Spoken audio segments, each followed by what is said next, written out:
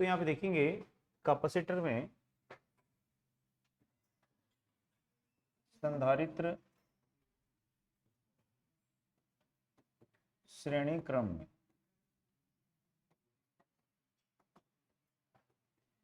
तो संधारित्र को श्रेणी क्रम में देखेंगे, यानी कि कैपेसिटेंस इन सीरीज उसको बोलेंगे।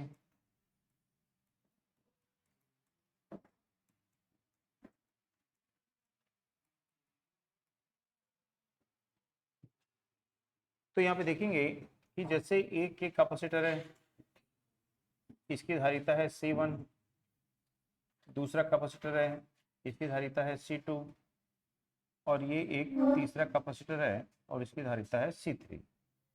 अब इन तीनों को श्रेणी क्रम में जोड़कर यहाँ पे हम क्या करेंगे, वोल्टेज दे देंगे। तो जब हम श्रेणी क्रम में जोड़ करके इसको वोल्टेज देंगे तो इसमें क्या प्रवाहित होंगे, यहाँ पे आवेश। तो जब आवेश प्रवाहित होंगे तो जो कैपेसिटर होता है ना, कैसे जुड़ा हुआ है, श्रेणी क्रम में। तो जैसे श्रेणी क्रम में हमने पढ़ा था कि करंट का मान समान होता है, तो ठीक उसी तरह से श्रेणी क्रम में आवेश का मान समान होता है। तो जो आवेश यहाँ से जाएगा वो C1 से भी जाएगा, C2 से भी जाएगा और C3 से भी जाएगा। तो जब आवेश यहाँ से जाएगा तो ये धन है, तो इस पे धन आवेश, इस पे ऋण, इस प्रकार से जो है आवेश जो है इस कैपेसिटर पे संचित होंगे और इसकी प्लेट के मध्य क्या होगा, विभवांतर मिलेगा। कल हमने पढ़ा था कि कैपेसिटर की प्लेट के मध्य विभवांतर किसके अनुक्रमानुपाती होता है, उसके आवेश के अनुक्रमानुपाती होता है। तो आवेश के कारण उसकी प्लेट के मध्य क्या मिलेगा आपको, यहाँ पे विभवांतर मिलेगा। आई बात समझ में। तो यहाँ पे हम देखेंगे कि यदि यहाँ पे हमको इसकी धारिता निकालनी है तो कैसे निकालेंगे। तो हमने कल पढ़ा था Q इज इक्वल टू क्या होता है, CV। तो यदि हमको इस सूत्र से V का मान निकालना है तो कैसे निकालेंगे, Q बाई C। ठीक, यदि आपको V1 का मान निकालना है तो आवेश समान है, तो क्या लिखोगे, Q बाई C1। V2 का मान निकालना है, आवेश समान है, Q बाई C2। V3 का मान निकालना है, आवेश समान है, Q बाई C3। तो इस प्रकार से हम देखेंगे C1, C2, C3 का मान रखेंगे, सब में आवेश समान होंगे, तो V1, V2, V3 का मान निकल जाएगा। यानी कि प्रत्येक संधारित्र में होने वाला वोल्टेज ड्रॉप हमको यहाँ पे प्राप्त हो जाएगा। तो यहाँ पे जो हम वोल्टेज दे रहे हैं V, ये किसके बराबर होगी, तो इन सभी संधारित्रों की वोल्टेज ड्रॉप के योगफल के ये बराबर होगी। श्रेणी क्रम में वोल्टेज जुड़ती है, तो जो वोल्टेज दोगे वो इन सबके वोल्टेज ड्रॉप के योगफल के बराबर होगा। तो V इज इक्वल टू क्या होगा, Q बाई C। V1 होगा Q बाई C1, V2 होगा Q बाई C2 और V3 होगा Q बाई C3। ठीक, तो यहाँ पे इन सब में क्या कॉमन है, Q। तो Q कॉमन लेके कैंसिल कर देंगे तो क्या बचेगा, 1 by C, C1, C2 and C3। तो यानी कि यदि आपको श्रेणी क्रम में संधारित्र की धारिता को ज्ञात करना है तो आपको इस सूत्र का प्रयोग करना पड़ेगा। इस सूत्र से श्रेणी क्रम में आप संधारित्र की धारिता को ज्ञात कर सकते हैं। ठीक, तो प्रत्येक संधारित्र की धारिता का जो व्युत्क्रम है उसका योगफल किसके बराबर आ जाएगा, कुल धारिता के व्युत्क्रम के बराबर आ जाएगा। ठीक, तो इसका मतलब है कि श्रेणी क्रम में जब हम संधारित्र को जोड़ेंगे तो उसकी धारिता का मान क्या होगा, घट जाएगा। तो श्रेणी क्रम में संधारित्र को जोड़ने पर उसकी धारिता क्या होती है, घट जाती है। तो इस परिपथ की जो समतुल्य धारिता है ये कितनी हो जाती है, तो परिपथ के सबसे छोटे संधारित्र के मान से भी कम हो जाती है। कि यदि यहाँ पे ये 10 माइक्रोफैरड है, ये यहाँ पे 100 माइक्रोफैरड है और यहाँ पे ये 1000 माइक्रोफैरड है, तो इस परिपथ की कुल धारिता क्या होगी, सबसे छोटा संधारित्र कौन है, तो इसके मान से भी क्या होगी, वो कम हो जाएगी। ठीक, तो यदि बोलता है कि श्रेणी क्रम में अलग अलग संधारित्र को जोड़े हैं, एक है C1, एक है C2, एक है C3, एक है C4, इनको श्रेणी क्रम में जोड़ा गया है, तो किसकी धारिता, तो परिपथ की समतुल्य धारिता कितनी होगी, तो सबसे छोटा संधारित्र कौन है, तो उसके मान से भी क्या हो जाएगी, वो कम हो जाएगी। दूसरा कि श्रेणी क्रम में आवेश का मान समान होता है, तो जिसकी धारिता सबसे कम होती है उसमें वोल्टेज का मान क्या होता है, सबसे ज्यादा होता है। ठीक है, तो किस संधारित्र में वोल्टेज ज्यादा होगी, जिसकी धारिता कम है, जिसका कैपेसिटेंस कम है, उसमें वोल्टेज ज्यादा होगी। और वोल्टेज ज्यादा होगी तो उसके पंचर होने की संभावना भी क्या होगी, सबसे ज्यादा होगी। ठीक है, जो बीच में परावैद्युत माध्यम है वो क्या होगा, पंचर हो जाएगा। ठीक, तो वो जो संधारित्र है वो वहां पे खराब हो जाएगा। समझ में आया, इसको नोट करिए।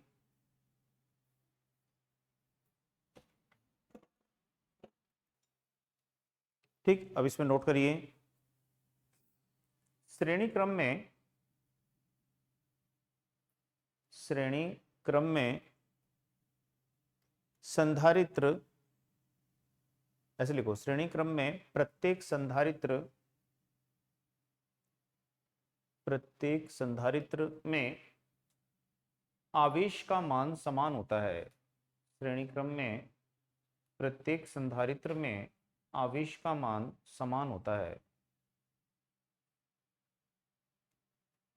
दूसरा लिखिए, जिस संधारित्र की धारिता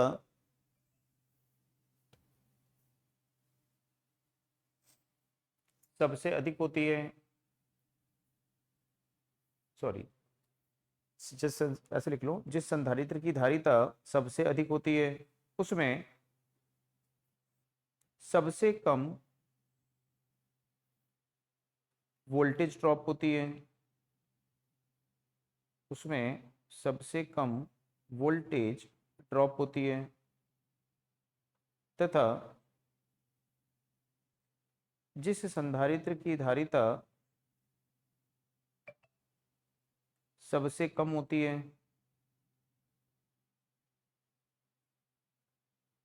जिस संधारित्र की धारिता सबसे कम होती है उसमें,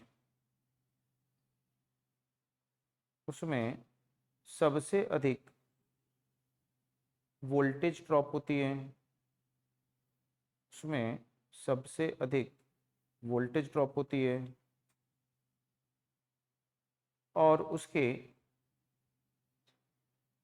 पंचर होने की संभावना भी, और उसके पंचर होने की संभावना भी सबसे अधिक होती है, और उसके पंचर होने की संभावना भी सबसे अधिक होती है।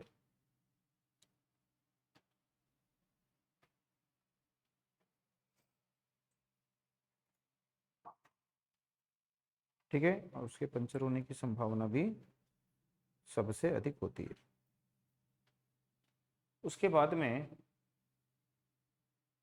नेक्स्ट लिखिए,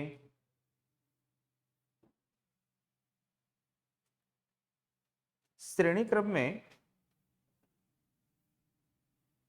संधारित्र की समतुल्य धारिता घट जाती है। श्रेणी क्रम में संधारित्र की समतुल्य धारिता घट जाती है। यह परिपथ के सबसे छोटे, यह परिपथ के सबसे छोटे संधारित्र की धारिता से भी कम हो जाती है। यह परिपथ के सबसे छोटे संधारित्र की धारिता से भी कम हो जाती है।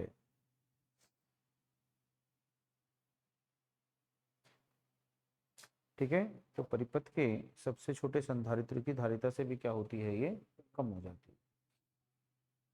तो समझ में आया ये। अब इसके बाद में यदि इसमें से क्वेश्चन आएगा, है ना, तो जैसे मान लीजिए आपको क्वेश्चन दिया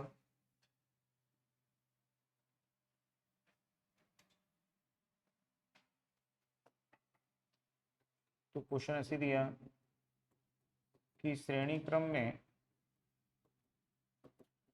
4 संधारित्र जिनकी धारिता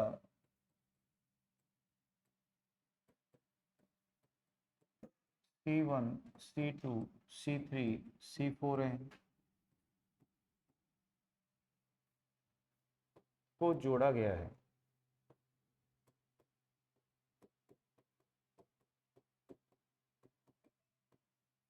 तो उनकी समतुल्य धारिता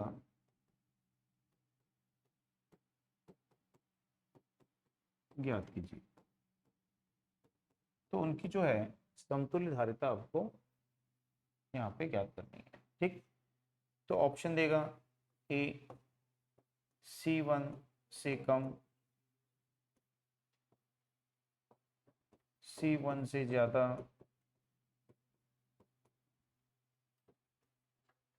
C4 से कम,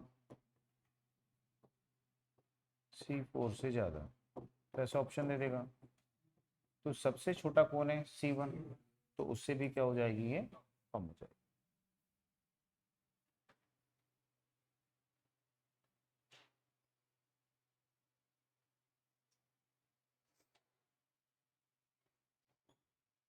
ठीक, नोट कर लिए।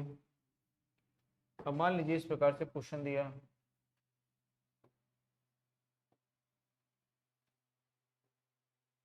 तो क्वेश्चन दिया है आपको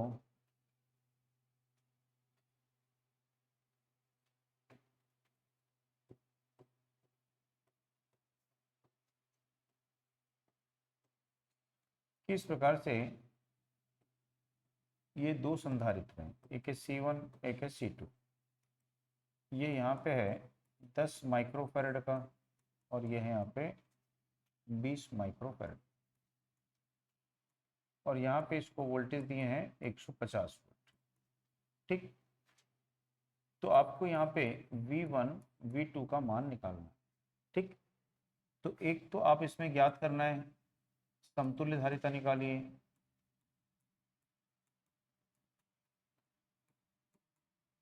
दूसरा आवेश निकालिए, समतुल्य आवेश।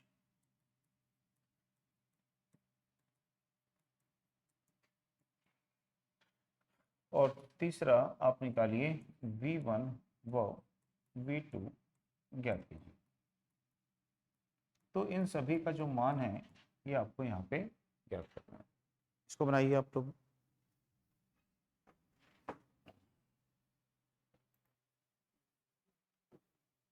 तो बन गया सबसे। तो यहाँ पे समतुल्य धारिता निकाल लेंगे, 1/C, 1/10 और 1/20। तो इसका जो एलसीएम है वो कितना आ जाएगा? यहाँ पे 20 आ जाएगा। ये हो जाएगा 1, ये हो जाएगा 2, तो हो जाएगा 3/20। तो सी की वैल्यू आएगी 20/3 माइक्रोफैरड। अब क्या निकाल लेंगे यहाँ पे? Q। तो Q इज इक्वल टू क्या होता है? CV। तो C की वैल्यू कितनी है? 20/3 माइक्रोफैरड, और वोल्टेज कितनी है? 150। तो इसको भाग दे देंगे यहाँ पे, तो आ जाएगा 1000 माइक्रो कूलम। ठीक, माइक्रो है तो ये क्या हो जाएगा? 1000 माइक्रो कूलम का आवेश हो जाएगा। अब हमको निकालना है V1 और V2 निकालना है। तो V1 क्या होगा? Q/C1, और ये क्या होगा? Q/C2। तो Q हमारे पास में 1000 माइक्रो कूलम है और यह है 20/3 माइक्रोफैरड। ये 1000 माइक्रो कूलम है। C1 कितना है? C1 कितना है? 10 माइक्रोफैरड। तो ये यहाँ पे 1000 माइक्रो कूलम है और ये कितना है? 20 माइक्रोफैरड। तो ये कैंसिल हो जाएगा, कितना आ जाएगा? 100 वोल्ट। ये कैंसिल हो जाएगा तो कितना आएगा? 50। तो इस तरह से यहाँ पे 100 वोल्ट और इसमें 50 वोल्ट होगी। तो जिसकी धारिता कम है उसमें वोल्टेज ड्रॉप ज़्यादा होगा।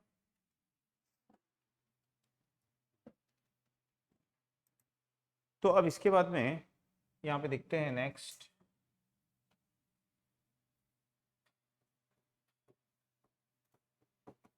कैपेसिटेंस इन पैरेलल,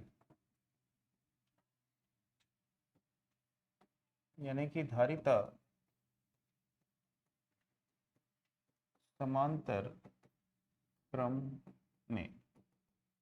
तो धारिता जो है ये समांतर क्रम में कैसे रहती है, तो देखेंगे कि ये एक कैपेसिटर है, ये दूसरा कैपेसिटर है, और ये एक तीसरा कैपेसिटर है, और इनको हमने समांतर में जोड़ दिया, और समांतर में जोड़ करके इसको वोल्टेज देंगे यहाँ पे।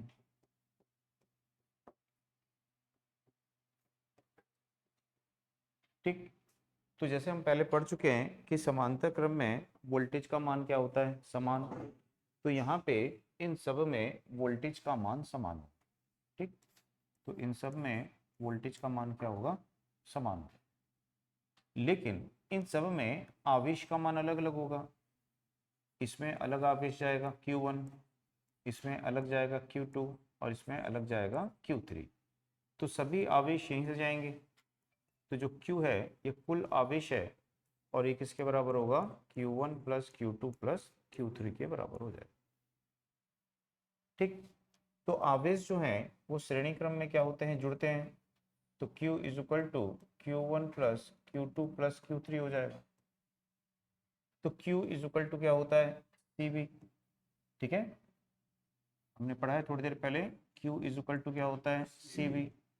तो Q1 कैसे निकालेंगे, तो C1V लिखेंगे, सब में वोल्टेज समान है, तो किसमें कितने आवेश जाएंगे वो किस पे निर्भर करेगा, उसकी धारिता पे निर्भर करेगा। सबके लिए वोल्टेज समान है, तो जिसकी धारिता ज़्यादा होगी उसमें आवेश ज़्यादा जाएंगे। ठीक, तो यहाँ पे यदि देखेंगे कि Q बराबर क्या होगा, तो CV। तो Q का मतलब है कुल आवेश, C का मतलब है इसकी कुल धारिता, और V का मतलब है कुल वोल्टेज। तो यह है C1V, C2V और C3V। तो क्या कॉमन ले लेंगे, V कॉमन लेके कैंसिल कर देंगे, तो C बराबर क्या आएगा, C1 प्लस C2 प्लस क्या आएगा। तो यहाँ पे समांतर में धारिता क्या होती है, सीधे जुड़ जाती है, और परिपथ की समतुल्य धारिता का मान बढ़ जाता है। आई बस में, तो इसको नोट कर लीजिए जल्दी से।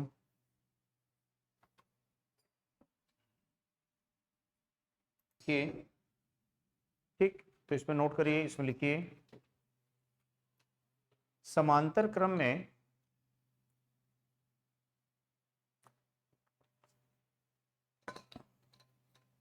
समांतर क्रम में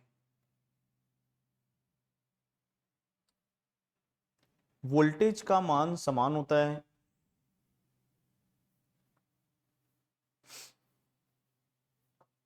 नेक्स्ट, प्रत्येक संधारित्र में आवेश का मान अलग अलग होता है। प्रत्येक संधारित्र में आवेश का मान अलग अलग होता है। नेक्स्ट, जिस संधारित्र, ऐसे लिख लो नहीं तो, संधारित्र का प्रत्येक संधारित्र में आवेश का मान अलग अलग होता है, लिखिए ना। उसके बाद में नेक्स्ट लिखिए, परिपथ का समतुल्य संधारित्र, संधारित्र में लिखो धारिता, परिपथ की समतुल्य धारिता सभी संधारित्रों की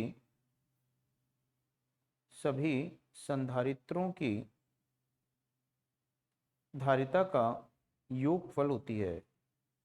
परिपथ की समतुल्य धारिता सभी संधारित्रों की धारिता का योगफल होती है।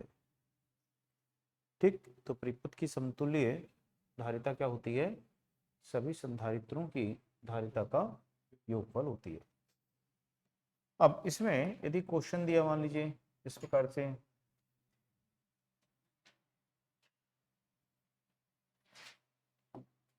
कि यह है मान लो 10 माइक्रोफैरड, यह है 20 माइक्रोफैरड, और यह है 30 माइक्रोफैरड।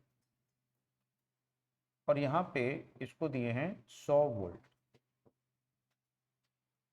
तो यहाँ पे ज्ञात करना है Q1,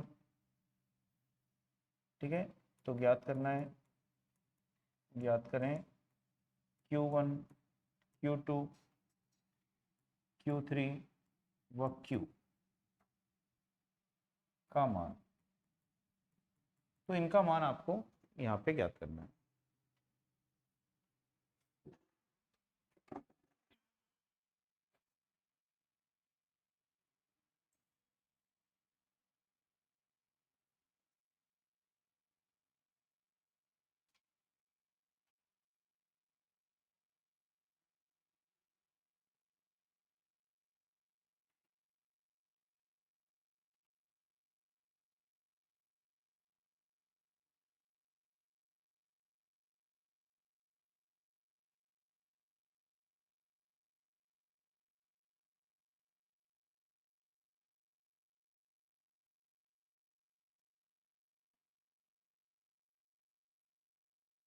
ठीक है, ज्ञात कर लिए। तो कितना है? तो Q1 कैसे निकालेंगे? तो हो जाएगा C1V, Q2 हो जाएगा C2V और Q3 हो जाएगा C3V। तो हो जाएगा 1000, ठीक है, 10 माइक्रोफैरड इंटू 100 वोल्ट, तो हो जाएगा 1000 माइक्रो कूलम। तो हो जाएगा 20 माइक्रोफैरड इंटू 100, 2000 माइक्रो कूलम हो जाएगा।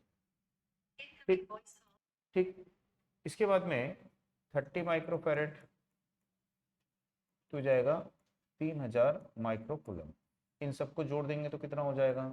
6000 माइक्रो कूलम। तो ये Q का मान यहाँ पे हो जाएगा।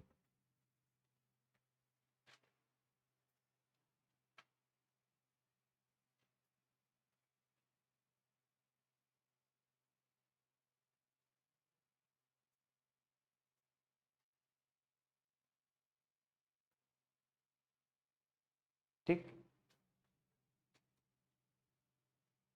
अब यहाँ पर एक होता है लीकेज रेजिस्टेंस।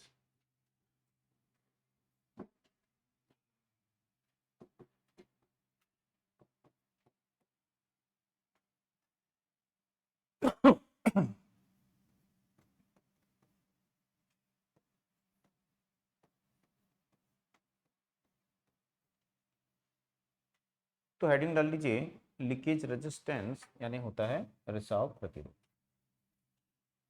तो क्या होता है कि जैसे मान लीजिए लीकेज रेजिस्टेंस या रिसाव प्रतिरोध का क्या मतलब होता है कि जैसे ये हमारा संधारित्र है और इस संधारित्र के बीच में हमने क्या यूज किया, यहाँ पे पराविद्युत माध्यम यानी कि कुचालक को यूज किए हैं। तो पराविद्युत माध्यम यानी कि कुचालक है ये, और जब इसको हम यहाँ पे विभवांतर देंगे, पोटेंशियल डिफरेंस देंगे, ठीक, तो इस कुचालक से धारा प्रवाहित होनी चाहिए क्या? नहीं होनी चाहिए। ठीक, तो कुचालक है तो कुचालक से धारा प्रवाहित नहीं होनी चाहिए। लेकिन कब प्रवाहित नहीं होगी? जब ये एक आदर्श कुचालक होगा। और कोई भी कुचालक जो है वो एक आदर्श कुचालक नहीं होता है, ठीक, उसमें कुछ मात्रा में क्या होता है? प्रतिरोध होता है। तो जैसे हम बोलेंगे कुचालक का प्रतिरोध कितना होता है, तो कुचालक का प्रतिरोध बोलोगे 100 मेगा ओम होता है। तो यदि आप यहाँ पे 100 वोल्ट दे रहे हो तो उसमें वहां पे रिसाव धारा प्रवाहित होगी, लीकेज करंट प्रवाहित होगी, ठीक है। और वो जो लीकेज करंट है वो कैसे निकालोगे? तो 100 वोल्ट बटा 100 मेगा ओम, तो कितनी धारा प्रवाहित होगी? 1 माइक्रो एम्पियर। तो इतनी धारा उसमें प्रवाहित होगी। तो यहां से जो धारा जा रही है कुचालक से उसको क्या बोलेंगे हम? Leakage current. तो इसको लीकेज करंट बोलेंगे, रिसाव धारा इसको बोलेंगे, ठीक। तो यहाँ पे जो संधारित्र होता है इसका जो समतुल्य परिपथ बनाते हैं उसके समतुल्य परिपथ में क्या करते हैं, शुद्ध संधारित्र को बनाते हैं और रिसाव प्रतिरोध को इसके समांतर में यहाँ पे जोड़ देते हैं। ठीक, तो ये रिसाव प्रतिरोध है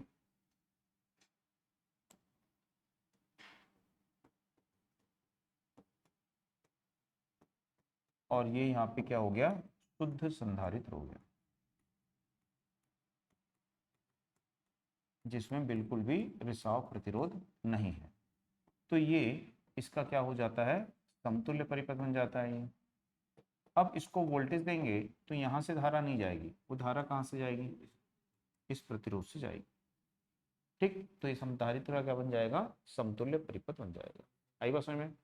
तो उसमें नोट करिए, संधारित्र की दोनों प्लेटों के मध्य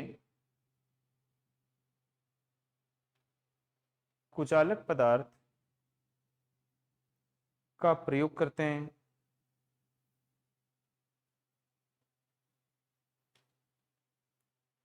कुचालक पदार्थ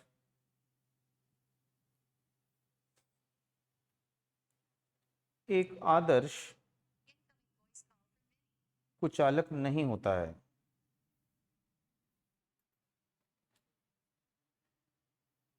ठीक है, तो क्या लिखे हैं, आदर्श कुचालक नहीं होता है, इसलिए इससे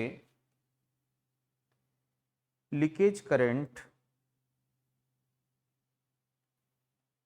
प्रवाहित होती है। इसका मान बहुत कम होता है, इसका मान बहुत कम होता है। नेक्स्ट के कुचालक के समतुल्य परिपथ में, कुचालक के समतुल्य परिपथ में शुद्ध संधारित्र के समांतर में, शुद्ध संधारित्र के समांतर में इस रिसाव प्रतिरोध को जोड़ते हैं। शुद्ध संधारित्र के समांतर में इस रिसाव प्रतिरोध को जोड़ते हैं।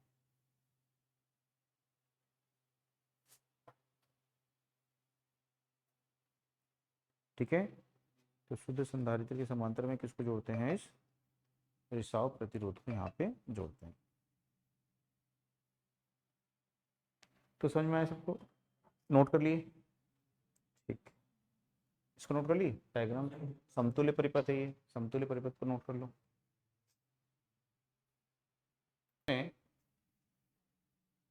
यहाँ पे देखेंगे अब कि जैसे कि कोई संधारित्र है, ठीक, और उस संधारित्र को हम मार्केट से खरीद के लाए हैं और उसको हमको क्या है, जोड़ना है। तो कैसे उसको जोड़ते हैं, तो उसको यहाँ पे देखेंगे। तो क्वेश्चन है कि 10 माइक्रोफैरड 100 वोल्ट रेटिंग के दो संधारित्रों को श्रेणी क्रम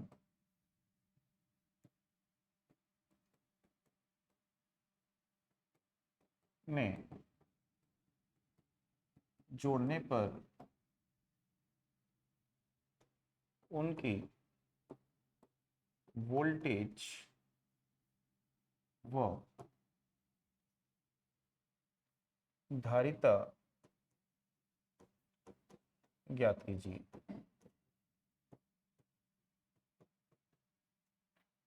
ठीक, तो श्रेणी क्रम में जोड़ेंगे तो उनकी वोल्टेज का मान क्या होगा और उनकी धारिता का मान क्या होगा, तो ये हमको यहाँ पे ज्ञात करना है।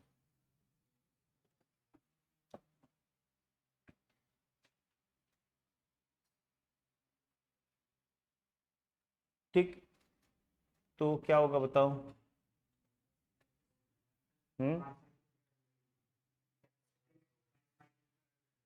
कैपेसिटेंस कितना होगा, 5 माइक्रोवोल्ट, और वोल्टेज क्या हो जाएगी, तो वोल्टेज श्रेणी क्रम में क्या होती है, जुड़ जाती है।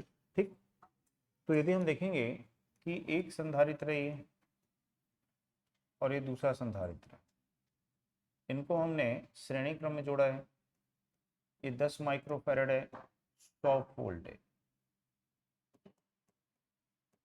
और ये भी 10 माइक्रोफैरड है और 100 वोल्ट है। ठीक, तो यहाँ पे इनकी जो समतुल्य धारिता है तो क्या हो जाएगी, ये 10 + 10, तो कितनी हो जाएगी, 20 माइक्रोफैरड। इनकी वोल्टेज रेटिंग क्या हो जाएगी, सॉरी समांतर में श्रेणी में है ना, तो क्या लिखेंगे 10/2, तो कितनी हो जाएगी 5 माइक्रोफैरड। और इनकी जो वोल्टेज है वो वोल्टेज क्या हो जाएगी, सीधे जुड़ जाएगी, तो 100 + 100 कितना हो जाएगा, 200 वोल्ट ये हो जाएगी। तो वोल्टेज जो है वो क्या होगी, सीधे जुड़ जाएगी, और जो धारिता है वो क्या हो जाएगी, यहाँ पे घट जाएगी। ठीक, यदि इसी को बोलेगा तो हम कैसे जोड़ रहे हैं यहाँ पे, समांतर क्रम में। तो यदि इनको समांतर क्रम में जोड़ेंगे तो समांतर क्रम में जोड़ने पर ठीक धारिता भी सीधे जुड़ जाएगी, तो 10 धन 10 20 हो जाएगी, और वोल्टेज समांतर क्रम में क्या होती है, समान, तो वोल्टेज कितनी रहेगी, 100। तो श्रेणी क्रम में ये आएगा आंसर और समांतर क्रम में ये आ जाएगा।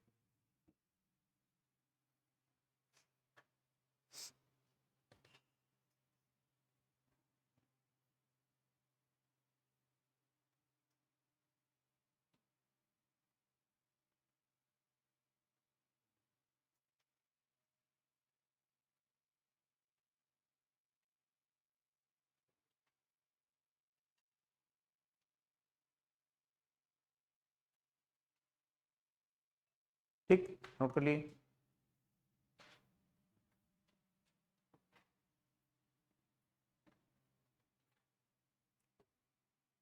तो यदि क्वेश्चन देता है यहाँ पे कि 2 माइक्रोफैरड 2 माइक्रोफैरड और 100 वोल्ट के कितने संधारित्र का प्रयोग करके 2 माइक्रोफैरड, ठीक है, 400 वोल्ट प्राप्त कर सकते हैं।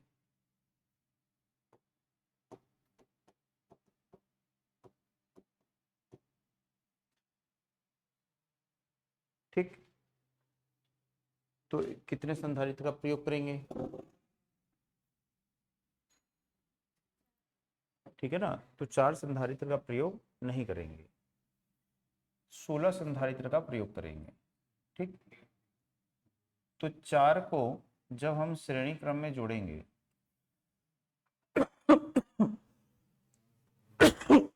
तो क्या जुड़ जाएगी इनकी वोल्टेज,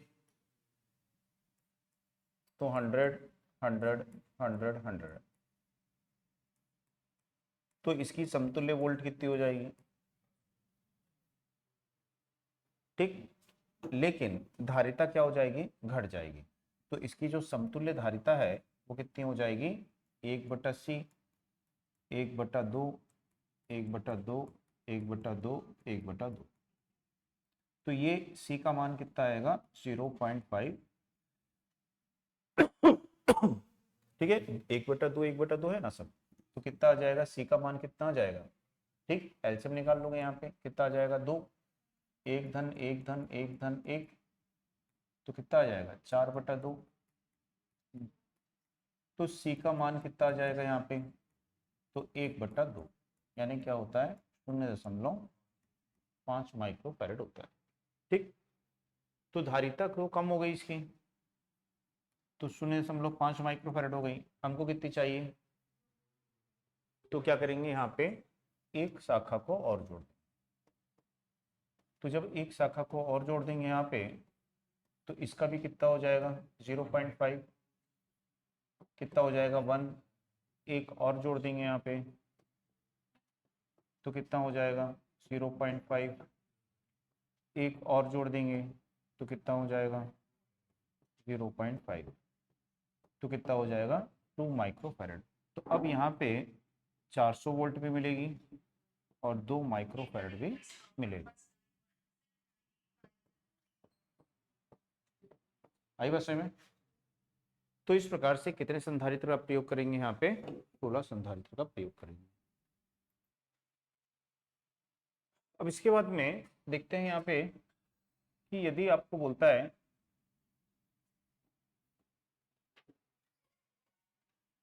क्वेश्चन यहाँ पे है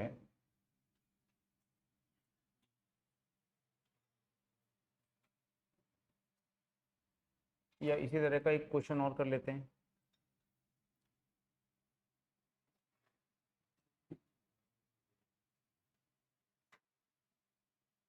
ठीक, 3 माइक्रोफैरड 15 वोल्ट के कितने संधारित्र का प्रयोग करके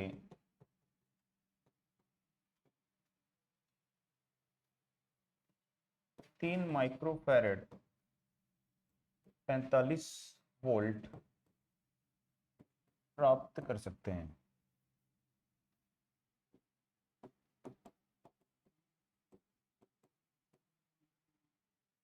ठीक है, तो इसको बनाइए, इसको कैसे करोगे?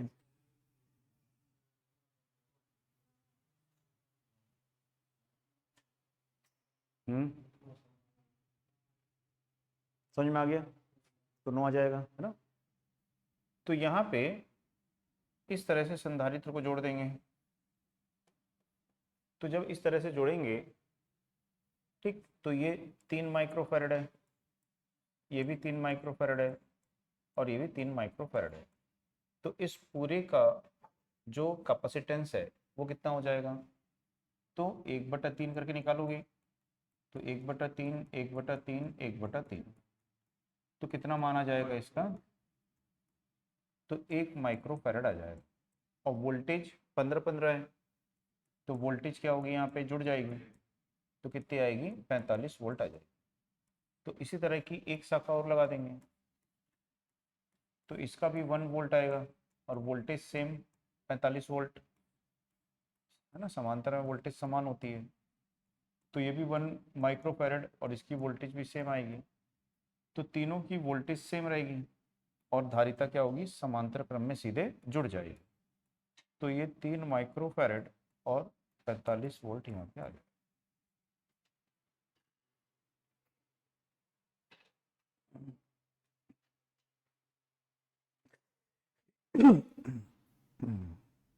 ठीक,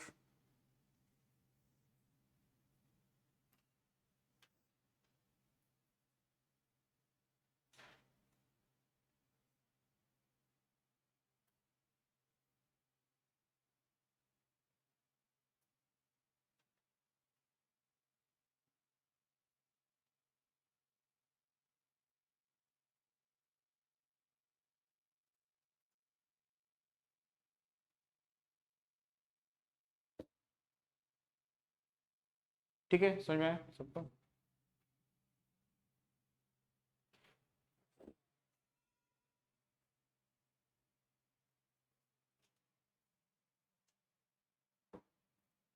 इसके बाद में आपको सीरीज पैरेलल के क्वेश्चन यहाँ पे आ सकते हैं, है ना?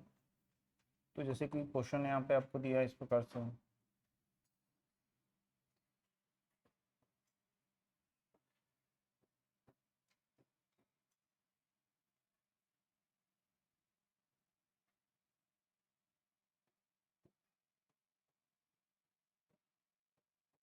ठीक है, इसकी धारिता ज्ञात करो। तो इसकी जो है x और y के मध्य इसकी समतुल्य धारिता ज्ञात करो।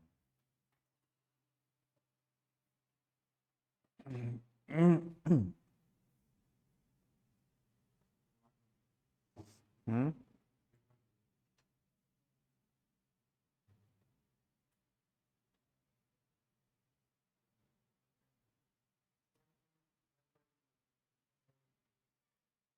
ठीक, समझ में आया?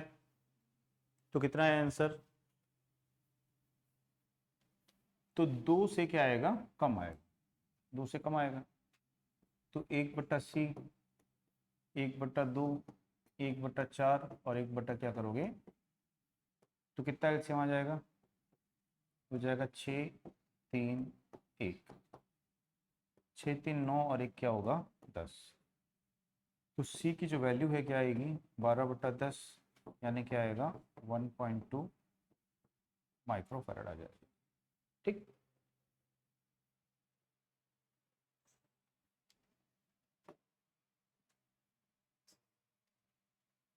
इसी तरह से ऐसे पूछ सकता है,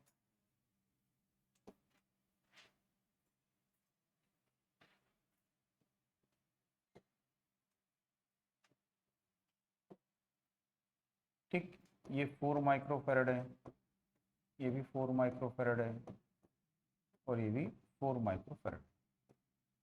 तो इसकी समतुल्य धारिता निकालिए एक्स और वाई के मध्य।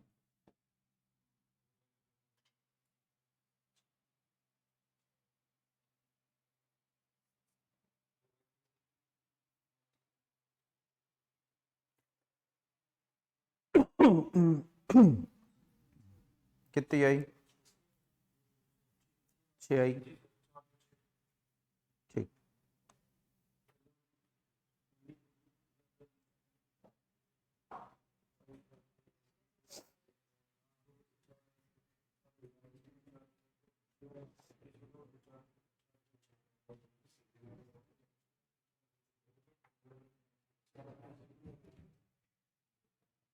ठीक है। तो इसको कैसे बनाएंगे यहाँ पे,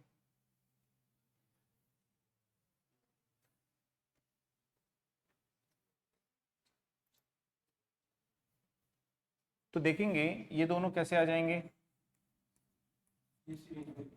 श्रेणी क्रम में आएंगे। तो श्रेणी क्रम में क्या निकालोगे, 1/4, 1/4, तो कितना आ जाएगा ये, 1 - 1, 2/4।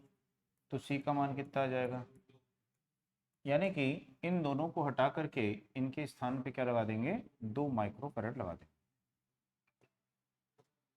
तो अब ये 2 माइक्रोफैरड हो गया, तो ये दोनों कैसे आ गए, समांतर में। तो समांतर में धारिता क्या होती है, सीधे जुड़ जाती है। तो 4 - 2 कितना हो जाएगा, ये 6 माइक्रोफैरड।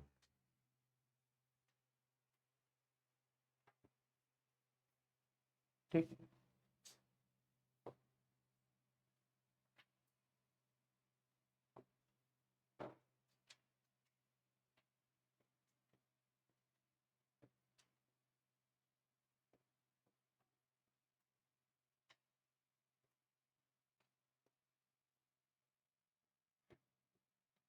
ऐसे क्वेश्चन आते हैं ना, ज़्यादा टफ क्वेश्चन नहीं आते हैं आप लोग को, एक दो करा देता हूँ मैं और।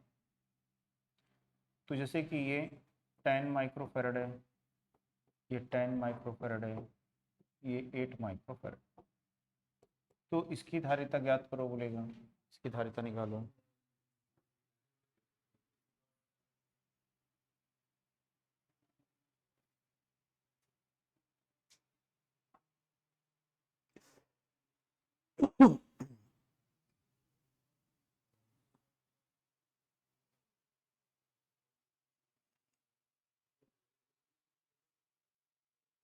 कितनी आई,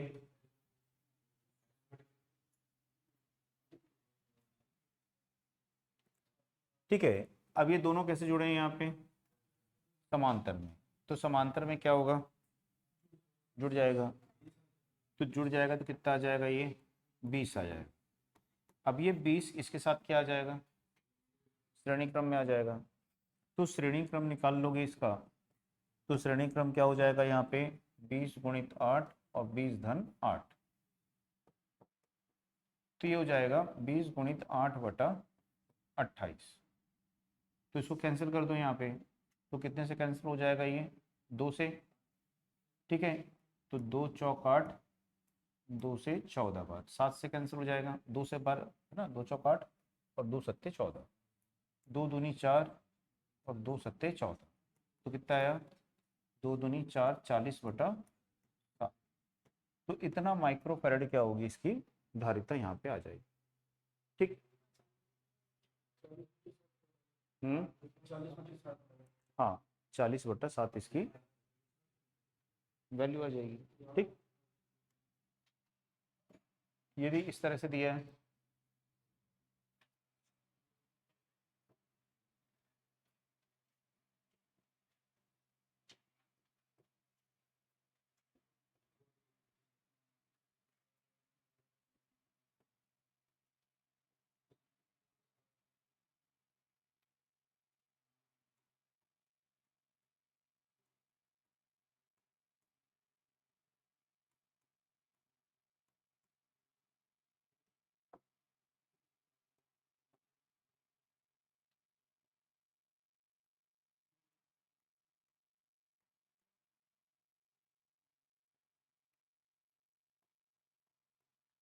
ठीक, इसको बनाइए, जो बिंदु ए और बी है इस पे इसकी समतुल्य धारिता को निकालना।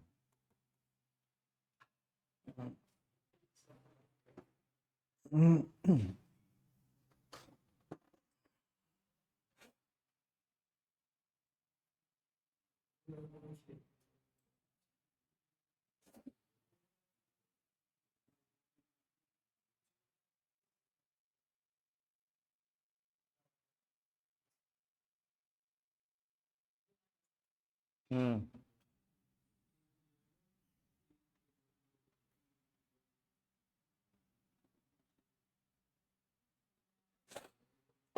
ठीक है। तो बन गया सबसे। तो कैसे बनाओगे, ये दोनों कैसे आ जाएंगे, श्रेणी क्रम में। श्रेणी क्रम में इनकी समतुल्य धारिता कितनी हो जाएगी, 1 हो जाएगी। तो इनको हटा के यहाँ पे क्या कर देंगे, 1 माइक्रोफैरड लगा देंगे। ठीक, अब 1 और 1 क्या हो जाएंगे, 2। तो इन दोनों को हटा के कितना लगा दोगे, 2 माइक्रोफैरड लगा। अब ये दोनों कैसे आ गए श्रेणी में, तो इनका श्रेणी निकालना पड़ेगा। तो 2 गुणित 1, 2 धन 1 कितना होगा, 3। तो 2/3 माइक्रोफैरड आ जाएगा। ठीक, तो इन दोनों का श्रेणी आ जाएगा 2/3 माइक्रोफैरड। तो इनको हटा के लगा देंगे यहाँ पे 2/3 माइक्रोफैरड। अब ये कैसे आ गए, यहाँ पे समांतर में क्या होंगे, सीधा जुड़ जाएंगे। तो 2/3 धन 2 है ना, 3 दूनी 6, 6 2 8 बटा क्या होगा, 3 माइक्रोफैरड। ठीक है, तो 8/3 माइक्रोफैरड यह है।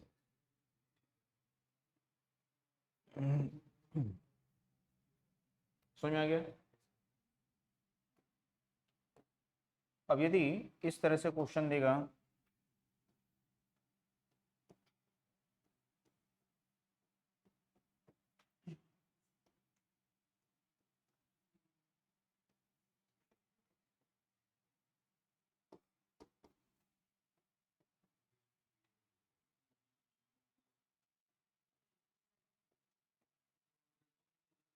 ठीक, तो ये कैसा सर्किट है, ये व्हीटस्टोन ब्रिज है और सभी कैसे हैं, समान मान के हैं।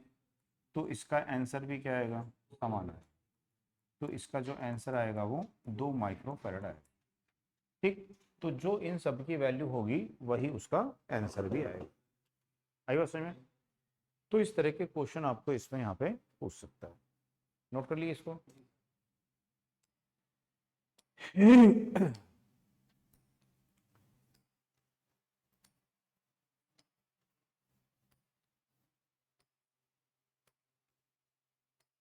क्या हो गया, बोलो बोलो। कैसे आए, व्हीटस्टोन पढ़े हो रेजिस्टेंस में, रेजिस्टेंस पढ़े हो, तो क्या पढ़े हैं, सम्मुख शाखा के प्रतिरोध का गुणनफल पढ़ते हो। तो यहाँ पे क्या होगा, धारिता का गुणनफल। यदि समान है तो कैसी स्थिति होगी, संतुलन।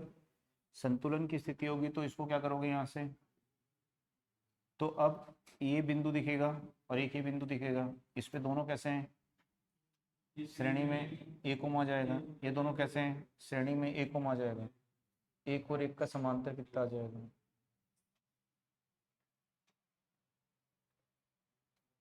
ठीक है। तो अब बाकी जो इसमें है उसको नेक्स्ट क्लास में देखते हैं, कल कल खत्म हो जाएगा कैपेसिटर, फिर मैग्नेट चालू करेंगे, इंडक्टर।